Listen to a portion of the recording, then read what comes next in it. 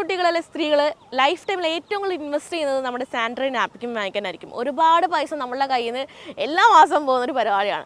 So ഇതേ sanitary പാഡുകൾ അല്ലെങ്കിൽ ഡയപ്പറുകൾ കഴുകി ഉപയോഗിക്കാൻ പറ്റുന്ന രീതിയിലാണെങ്കിലോ നമ്മളിപ്പോൾ മാസ്ക് യൂസ് ചെയ്യുന്ന പോലെ. സോ ഇങ്ങനൊരു പുതിയ ആശയമായിട്ട് മുന്നോട്ട് വന്നിരിക്കുകയാണ് മലപ്പുറത്തുകാരിയായ ഖദീജ ബീവി. ഒറ്റ തയ്യൽ മെഷീനിൽ നിന്ന് 20 തയ്യൽ മെഷീനിലോട്ട് എത്തി ഒരുപാട് പേർക്ക് ജോലിയും കൊടുക്കുന്ന ഖദീജയുടെ കഥയാണ് നമ്മൾ കാണാൻ പോകുന്നത്.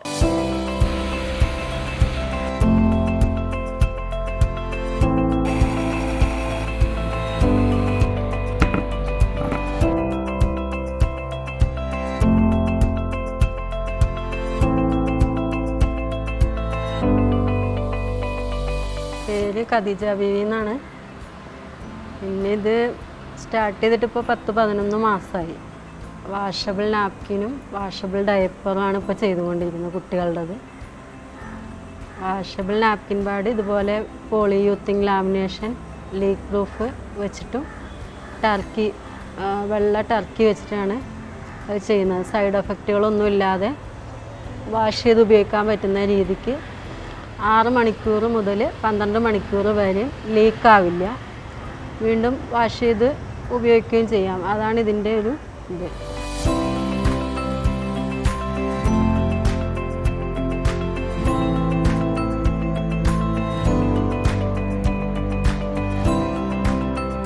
ഈ ഒരു ഫീൽഡിലേക്ക് വന്നാൽ ഞാൻ 6-7 കൊല്ലം തിരുപ്പൂരിലൊരു കമ്പനിയിൽ മാനേജറായിട്ട് വർക്ക് ചെയ്തിട്ടുണ്ട്. പക്ഷേ അത് ഇതിൻ്റെ അല്ലായിരുന്നു, വേറൊരു ഫീൽഡിലാണ് വർക്ക് ചെയ്തത്. എക്സ്പോർട്ട് ചെയ്യുന്ന കമ്പനിയിലായിരുന്നു ചെയ്തിരുന്നത്. പിന്നെ ഞാനിവിടെ ഞാൻ എൻ്റെ സ്വന്തം ഇഷ്ടപ്രകാരം ഇംഗ്ലീഷിലും ഇതിലൊക്കെ യൂട്യൂബിലൊക്കെ കണ്ടിട്ട് അപ്പം മലയാളികളാരും ചെയ്യുന്നില്ല എന്നുള്ളതിൽ ഞാൻ എൻ്റെ സ്വന്തം ഇഷ്ടപ്രകാരം തന്നെ ചെയ്തതാണ്.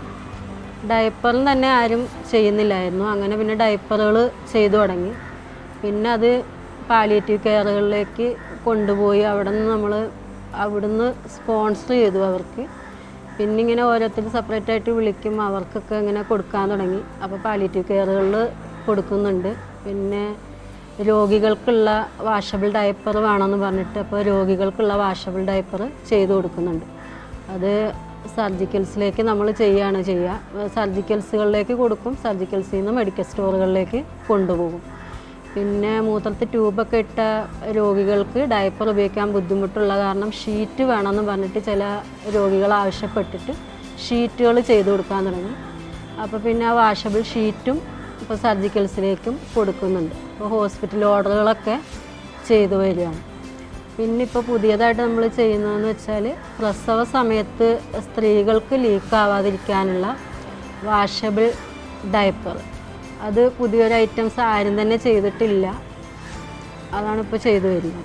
സ്ത്രീകൾക്ക് വയറ് കുറയാനുള്ള ബെൽറ്റ് പോലത്തെ സംഭവം നമ്മൾ സ്റ്റിച്ച് ചെയ്ത് ഹോസ്പിറ്റലുകളിലേക്ക് സപ്ലൈ ചെയ്യാൻ അതിപ്പോൾ സ്റ്റാർട്ട് ചെയ്യുകയാണ്. അതൊക്കെയാണ് ഇപ്പോൾ ചെയ്തുകൊണ്ടിരിക്കുന്നത്.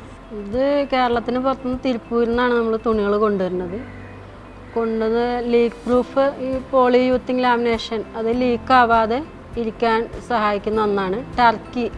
ടർക്കി വെള്ളം ഒബ്സർവ് ചെയ്യാൻ പറ്റുന്ന ഒന്നാണ്. അപ്പോൾ അത് രണ്ടും വെച്ചിട്ട് ഫെന്നൽ കോട്ടൺ, ഈ ഒരു ഫെന്നൽ കോട്ടണും വെച്ചിട്ടാണ് നമ്മൾ സൈഡ് എഫക്റ്റ് ഹീറ്റൊന്നും ഇല്ലാതെ അതാണ് ഇതിൽ ചെയ്യുന്നത്.